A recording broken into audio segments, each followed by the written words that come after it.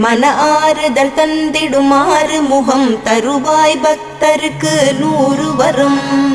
கோதையர் இருவர் மலை மேலிருக்க திருமுருகனும் எழிலாய் கொலுவிருக்க அருள் தரும் நவகிரகம் உன்னை துதிக்க சரவணனின் காட்சி சென்னிமலையில். விழிகள் 6 கொண்டவனே என்னை மறந்தேன் உன்னை காண்கையிலே. பன்னீர் காவடிகள் எடுத்து வந்தோம் எங்கள் பாவங்கள் எல்லாம் கரையுதப்பா.